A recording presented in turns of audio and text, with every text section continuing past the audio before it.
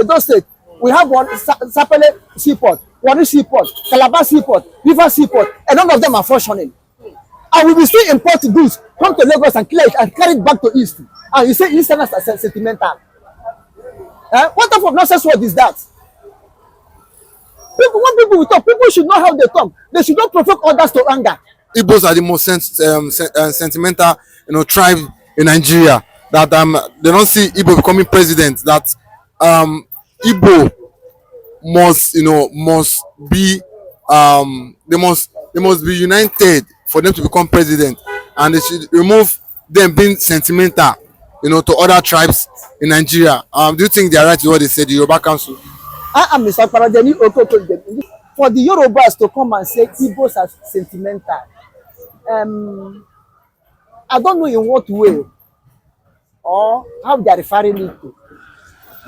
Sentimental on what ground? Sentimental, is it not people that are selfish? People that man their only their own tribe. If you come to say sentimental or tribalism, the Yorubas are number one. The Yorubas are number one. But the only thing I've been saying and say it, God bless them, that they fall in a good fertile land where they will stay in their house. People will come and building for them. Okay, tell me how Igbos are sentimental. Tell me how Igbos are tribalist. Tell me how Igbos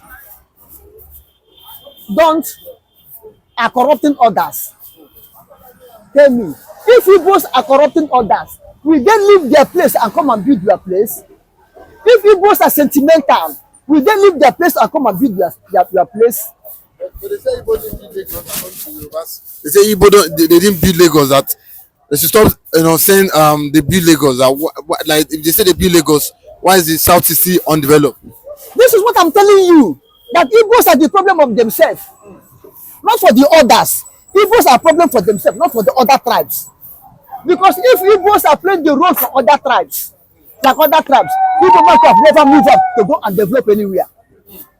Those that are saying Igbo did not build Lagos, how many property they have in Lagos?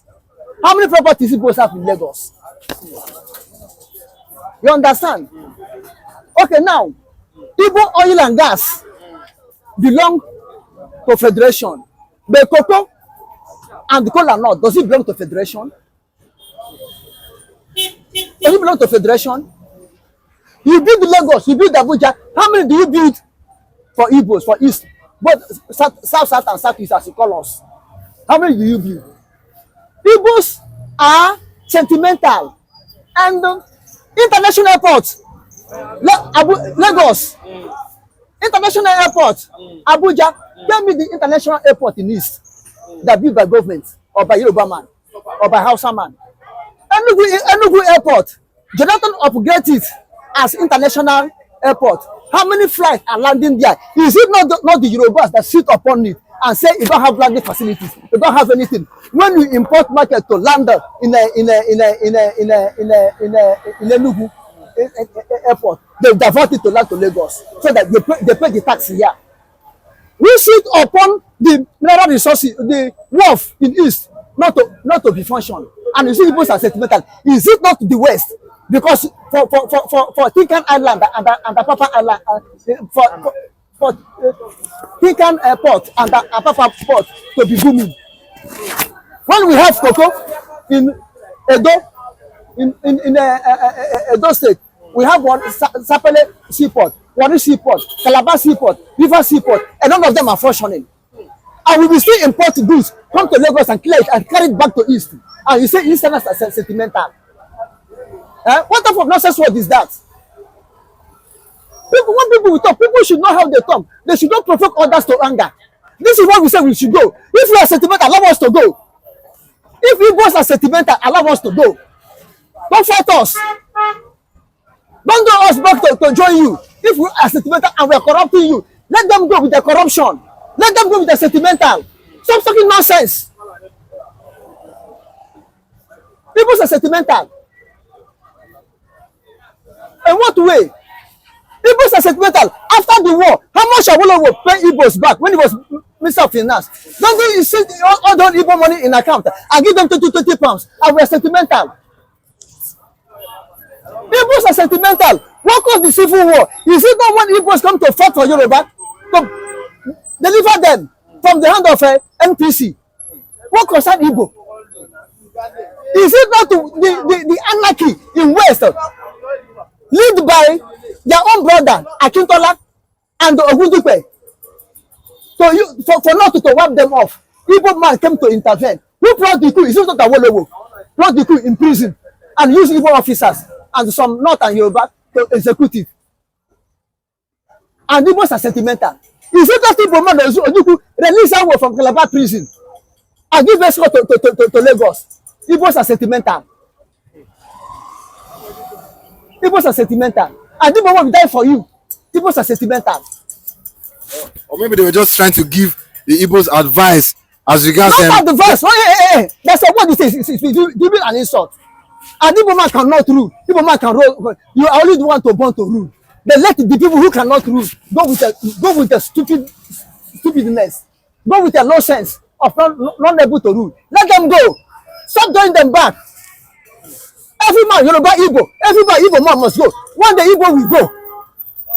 It's too much. What have Igbo man done? What crime have they committed?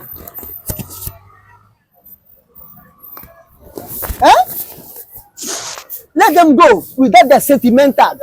Let them go without their stupidity. Let them go as they cannot rule. Let them go and be removed in their place. Let Biafra go. So do you think that Yorubas are more sentimental than the Igbos? In this Nigeria, Yorubas are more sentimental. As regards their landlord, have they been like what have you seen as guys? Look at it now. If you and Igbo man go to look for house, they will not give you. They will say, Igbo. But they will collect your tax. They will rent shop and say, give Igbo people. Now them they go make money. They go for accommodation where you put your head there. So no. This is why Igbo resort and buying plot and building houses.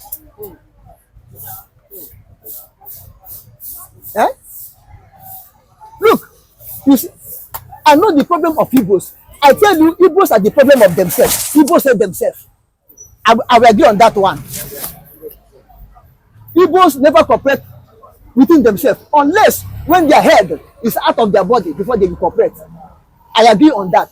If you come to cooperation, the North and the Hausas, North, the West, Yorubas, they are more cooperated to themselves.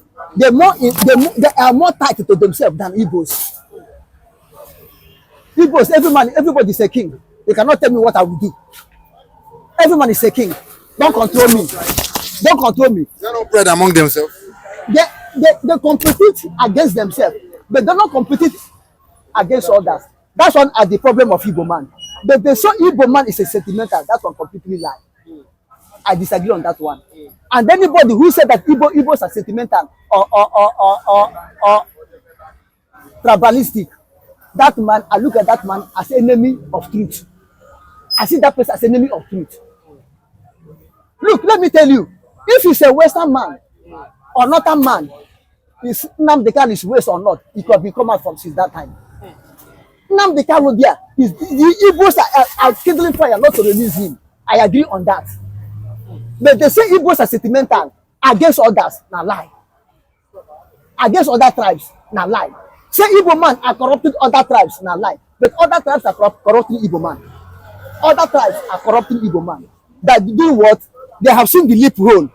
That is very hard for Igbo to come to agreement to themselves immediately. So they use it, divide and rule. They will take money, buy brother against brother. Take money, buy father against son. They specialize on that one because they have seen that it's a fault, it's a crack in Igbo life. You understand? Someone enter. Who are the people shouting for himself to be cut off? Is it not Igbo people? But some Igbo who, when it was Benin Republic, do you see any Yoruba man calling for his head to cut off? Do you see any Yoruba man playing bond upon his head? The someone enter, hundreds of Igbo play bond upon his head. These are the problem of Igbos. But the same Igbos are tribalistic, they are sentimental, they are this, they are that against other tribes. That one na lie, my brother. I disagree on that. And if you feel that they are so, let them go and be sentimental to themselves, and go and be corrupt to themselves. Let them go. Let Biafra go. That's the word. Don't tell me that I'm bad and you still want me to be with you. But I'm bad. I'm a criminal. I'm a thief, and you still want for me to be with you. It cannot be happen. There's a prediction. The man who says tomorrow said it yesterday that a country will rise up against America in Africa. That country is Biafra. They know it. Thank you very much. I think the Northerners are full, if you ask me that question.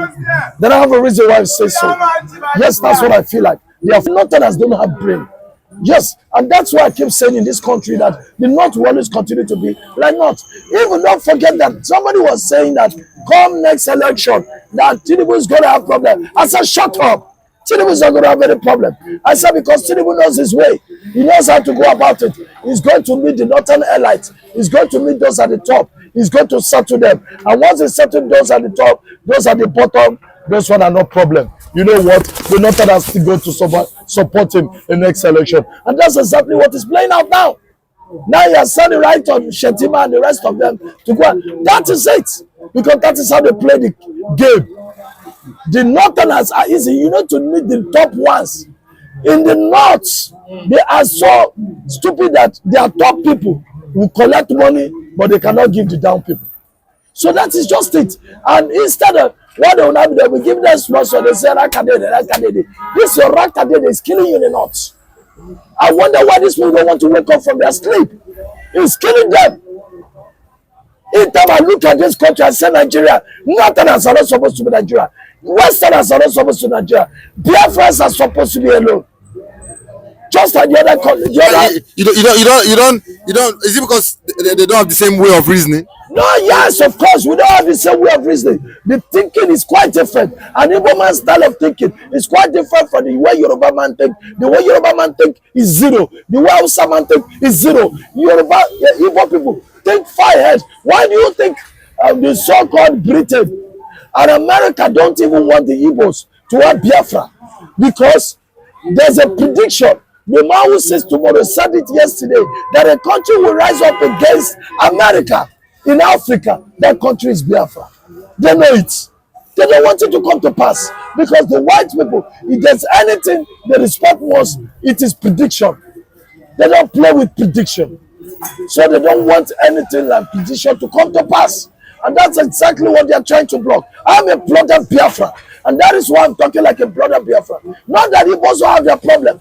I know the problem of Igbos. Because it's not good for you to say the problem of other people without saying your own problem. My own Igbo people, they have pride, self-pride. I hate them for that. Igbos have self-pride. That is one thing I don't like about them. That is one thing I feel I can change overnight. They have this self-pride. When somebody has 1 naira, you would think he had 20 billion. Self-pride. Small boy of yesterday. Just because. But if you say they have pride, you know, but do you think with that pride they cannot come together and make some time for themselves? It is that self-pride that is scattering Igbos because nobody is ready to bow to each other. Nobody is ready to bow for each other. That is what is killing us.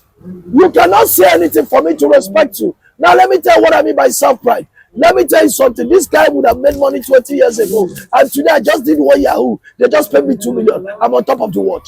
They just paid me 2 million. Oh. This man you are facing has made over more than 200 million. You just made 2 million today. The man will tell him shut up. You imagine. Just because he just made 2 million. That is a problem of Igbos. Because they don't see the man as a relevant man again. But Yorubas will never do that. Hausa will never do that. They will still accord you with your respect. But Igbo will not do that. That is the only problem that is killing the Igbos. And it's paining me every day when I wake up to realize I'm an Igbo man, that this thing is destroying us. Self-pride. If you tell me the problem of Igbos, I will tell you we only have one problem. Self-pride. There's no another problem with Igbo man again. Igbo man is very accommodating. Igbo man is, see, let me tell you, if you visit an Igbo man, you will get pleased at the end of the day. Igbo man can do anything to satisfy you. I remember then when my dad used to carry our driver, a Yoruba man, to the east. If you see what my dad is trying to please this Yoruba man, there's nothing that they eat that this man will not eat. In fact, all the friends of my dad, they were buying, give him anything. These are the language. Because he's an outsider. They want to please him. But go to other people, they can't do like that. Go to a Igbo man, go to Yoruba man. They can't do like that. They can please you. But Yorubas, to be fair, Yorubas are more accommodating than any other religion. Let's say the truth. Than any other states. Yorubas are more accommodating. I will not take that away from them. I may have something against the Yorubas, but I can't have that against them. They are much more accommodating. Because I have a reason why I said so. In Hausa land now, you may want to fight an Hausa man. Or then you fighting an Hausa man, they will join hands and deal with you. You go to an Igbo man land, you may want to fight an Igbo man, they will join and deal with you. But listen, you can come to Yoruba man, beat Yoruba man here. His brother will say, beat him well. So that's Yoruba people for you. That's why I say that Yorubas, when it comes to, they are not too sentimental. They are not. But in some other aspects, they are too tribalistic. You see, there's a difference between you being sentimental and being tribalistic. Yorubas are too tribalistic. That is what is killing them. Okay. But you made mention of Tinubu settling the northern leaders. Do you think, are you talking about financial gain? Of course, I'm talking about financially. What do you think Tinubu has to offer them?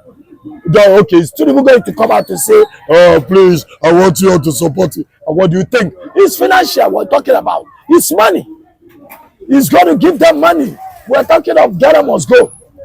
Of course, Ghana must go. You know, he goes in millions and billions. So what are we talking about? He settles them and the case is closed. You understand me? Though Tinubu is a man who believes in settlement.